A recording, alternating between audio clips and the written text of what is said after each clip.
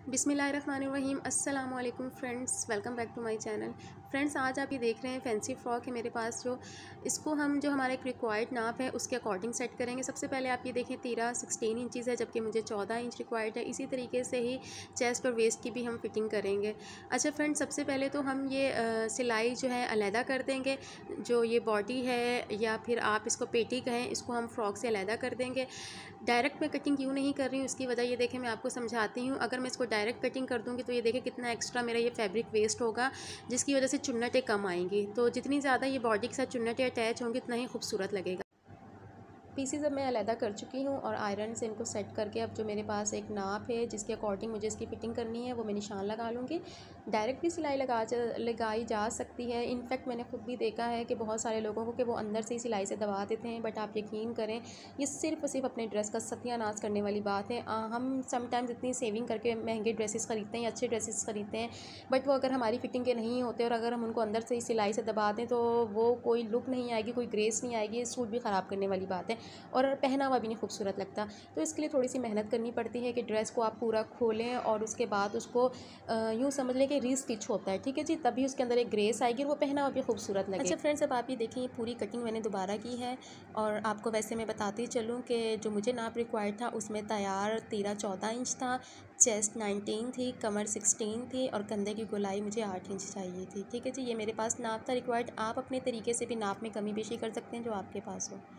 अब उसके बाद मैंने जो ये मोती थे, ये जो इसके ऊपर पेस्ट हुए हुए थे, इनको उतारा है और उसके बाद मैं ये फ्रंट जो है कंधे की कटिंग कर रही हूँ। फ्रेंड्स, मेरी वीडियो स्पेशली उन लोगों के लिए है आज की कि जो ड्रेसेस ख़रीद लेते हैं लेकिन उसके बाद वो खुद से सेट नहीं कर पाते।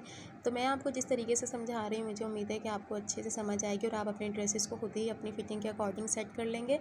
क्योंकि बहुत सारे लोग ऐसे होते हैं जो कि अगर किसी को स्टिचिंग के लिए देते भी हैं तो वो उनकी पसंद से नहीं स्टिच करते। तो इसलिए आप मेरी वीडियो को वॉच करें और मेरी कोशिश होती है कि मैं आपको बहुत डिटेल से समझा सकूं, बहुत अच्छे से बता सकूं और आप अपने ड्रेसेस को खुद प्रिपेयर कर सकें।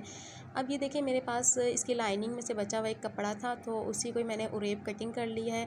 अब ये कटिंग क्यों की है पट्टियाँ, ये हम आगे अब जब स्टिचिंग की तरफ जाएंगे तो आपको बताएंगे। इसके साथ साथ मैं आपको इससे पहले बाजू की कटिंग भी दिखा चुकी हूँ, आपको कंप्लीट दिखाया था मैंने। अगर आपको कटिंग करना नहीं आता है, कमीज़ हो गया, ट्राउज़र, फ्रॉक वगैरह कोई भी, तो आप मुझे बता सकते हैं। मैं स्पेशल आपके लिए ऐसी वीडियो बना दूँगी कि जिसमें आपको डिटेल से मैं कटिंग ही समझाऊँ, ठीक है जी। अच्छा फ्रेंड्स, अब हम स्टिचिंग की तरफ चलते हैं। ये देखिए, मैंने कपड़े की राइट साइड ली है और उसके ऊपर उरेब पट्टी को लगाया है, ठीक है।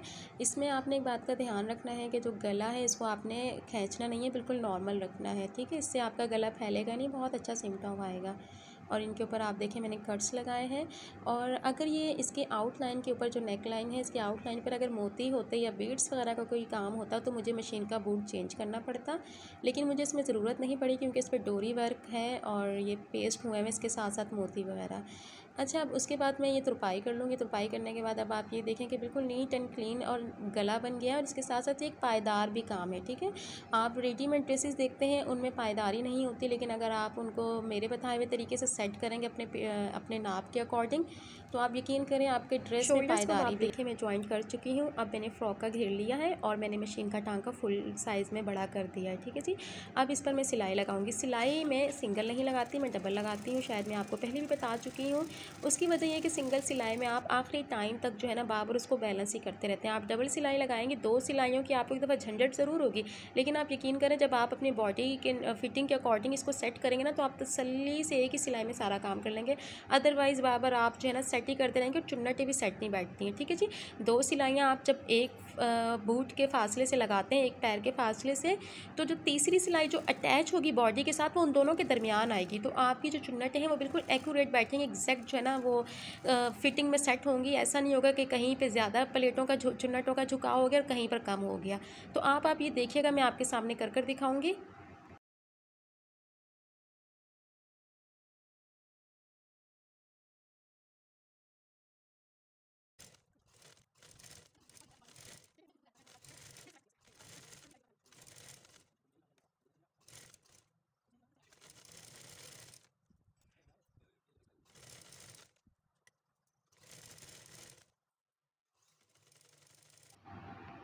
जी, अब आप ये देखें कि मैं ये दोनों सिलाइयों को एक साथ पकड़कर ये खींचूँगी मैं।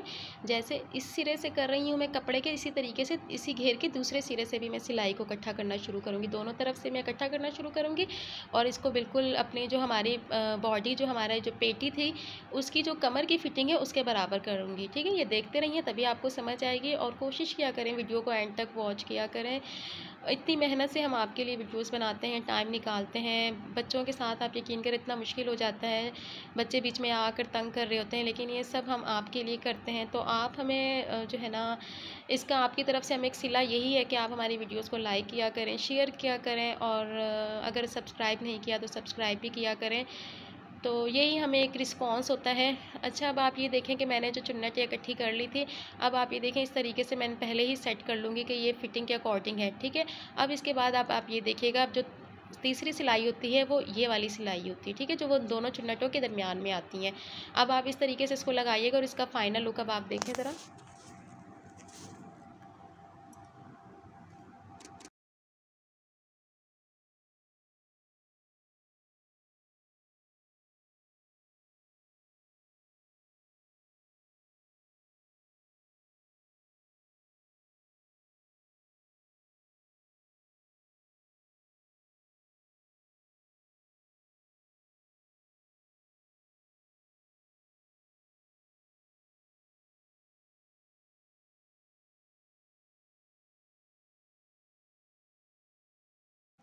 ओके फ्रेंड्स, अब आप ये देखिए, आपके सामने ये बॉडी मैंने अटैच कर दी है घेर के साथ। अब आप देखें ये पल्स भी आपको नज़र आ रहे होंगे, मैंने पल्स भी नहीं उतारे, बिल्कुल सारा आपके सामने काम किया। और कितनी सारी चुन्नटें आई हुई हैं, जितनी देखें इससे खूबसूरती ही एक अलग आएगी। अगर मैं डायरेक्ट कटिंग कर देती तो ये चुन्नटों वाला वॉल्यूम ही नहीं आना था। होप्स हो कि मैं आपको समझा सकी हूँ, जो मेरा समझाने का एक मकसद है वो कामयाब हो गया हो।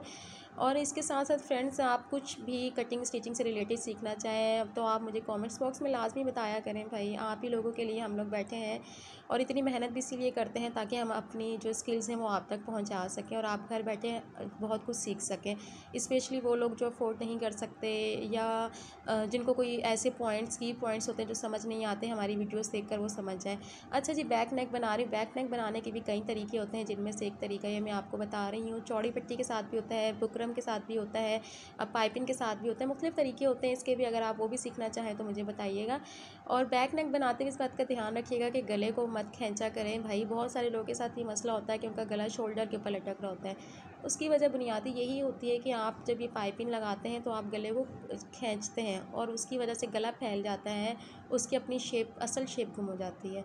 अच्छा, पाइपिंग को अब मैंने पलट दिया। पलटने के बाद अब मैं एक सिलाई और लगा दूँगी और उसके बाद अब आप इसकी फ़ाइनल लुक देखिएगा गले की। अभी ठहर जाएँ, जाइएगा मत, अभी ड्रेस इनकम्प्लीट है, अभी तो हमने इसके आस्तीन भी अटैच करने हैं। भाई वीडियो को एंड तक वॉच करना है, ये बात मैं आपको पहले कह चुकी हूँ।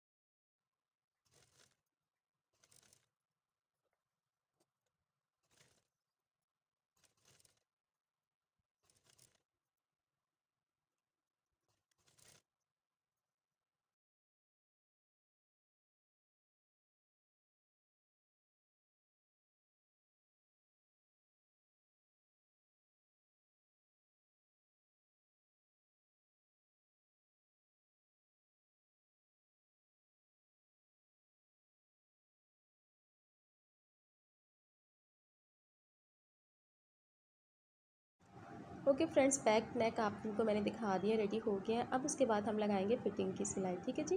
फिटिंग की सिलाई के लिए इस बात को मेक श्योर कि आप नीचे जो है ना मोती वगैरह ना आए सिलाई के, क्योंकि एक तो मशीन की सुई तो टूटेगी टूटेगी, साथ मशीन की सिलाई भी ख़राब हो जाती है, ठीक है जी।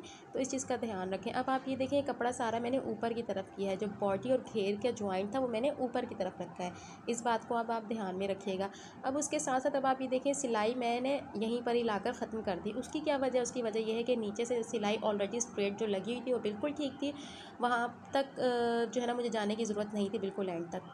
इसी तरीके से सेम मैंने दूसरी तरफ भी सिलाई लगा लेनी है और इसकी फिटिंग कंप्लीट हो जाएगी। शादियों का सीज़न स्टार्ट हो चुका है, इसी वजह से मैंने इस ड्रेस की वीडियो आपके लिए बनाई है।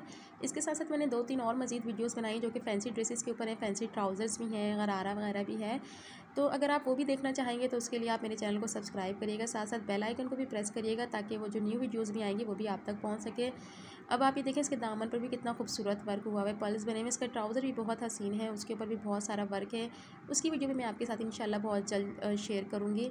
अब आप ये देखें जनाब, इसका कितना खूबसूरत वॉल्यूम घेरा आया हुआ है, बहुत मतलब बहुत ही हसीन लग रहा था। और ऑफ कोर्स ये जिसकी फ़िटिंग का है, जिसके नाप का है, जब उसके पहनेगी तो उस पर और भी हसीन लगेगा। अच्छा, अब आस्तीन की तरफ चलते हैं। आस्तीन की देखिए मैंने सिलाइयाँ लगा ली हैं, अब इनको ज्वाइन करेंगे। जल्दी जल्दी जी अपना काम वाइंड अप करते हैं। वीडियो ज़्यादा लंबी ना हो, कोशिश करती हूँ मैं भाई, लेकिन फिर भी 10-12 मिनट की हो ही जाती है।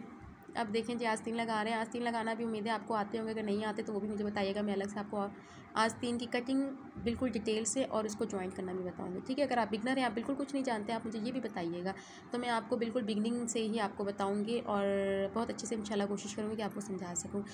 अच्छा, अब आप ये देखें जी, मैं फिटिंग बाजू लगा रही हूँ। बाजू के लिए एक आसान तरीन तरीका आपको बताऊँ कि आप अपनी शर्ट को जो है उल्टा कर लें और बाजू को सीधा करके शर्ट के कंधे में डाल दें, ठीक है जी। अभी आपके सामने मैंने किया ही था, मे बी आपने देखा ही होगा, उम्मीद है अगर आप वीडियो वॉच कर ही रहे हैं। तो इस तरीके से आप ये देखें, सिलाई लगाएं, एक कॉर्नर से शुरू करें और दूसरे घूम कर दूसरे कॉर्नर तक आ जाएँ। इस तरीके से आप करेंगे तो आपके बाजू की बड़ी अच्छी सी शेप आएगी।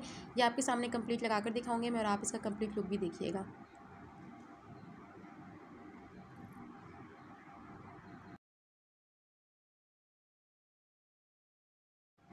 फ्रेंड्स, अब आप ये देखें, ये मैंने फ़ोल्ड किया है। ये मैंने क्या फ़ोल्ड किया है, ये जो शोल्डर्स की सिलाई है इसको मैंने इस जगह पर आकर फ़ोल्ड कर दिया है। ये भी एक तरीका है जिसकी वजह से गले में खिंचाव पैदा नहीं होगा। ये छोटी छोटी हमारी टिप्स होती हैं जो हम ज़रा सी गलती करते हैं, उसकी वजह से हमारी ड्रेसेस में कुछ बेकायदगी हो जाती है या कुछ डिसबैलेंस हो जाता है। तो आप, इसलिए मैं कहती हूँ कि भाई वीडियोज़ को पूरा देखा करें ताकि छोटी छोटी चीज़ें आपको सीखने का मौका मिले और वो आपके लिए बड़ी हेल्पफुल होती हैं।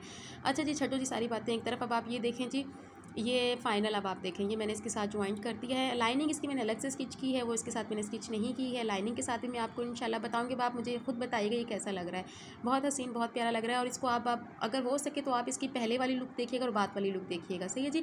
इसके साथ साथ मैंने और भी वीडियोज़ रखी हुई हैं, अगर आप वो भी देखना चाहती हैं तो ऑफकोर्स मेरे चैनल को सब्सक्राइब करना मत भूलिएगा, लाइक करना मत भूलिएगा, शेयर करना मत भूलिएगा, बेल आइकन को भी प्रेस करिएगा ताकि मज़ीद फैंसी ड्रेसेस की वीडियोज़ भी आप तक पहुँच सके। ओके जी, अपना बहुत सारा ख्याल रखिएगा। इंशाल्लाह फिर मुलाकात होगी, दुआओं में याद रखिएगा। आप भी जहाँ रहें खुश रहें, आबाद रहें। इंशाल्लाह फिर मुलाकात होगी। अल्लाह हाफ़िज़।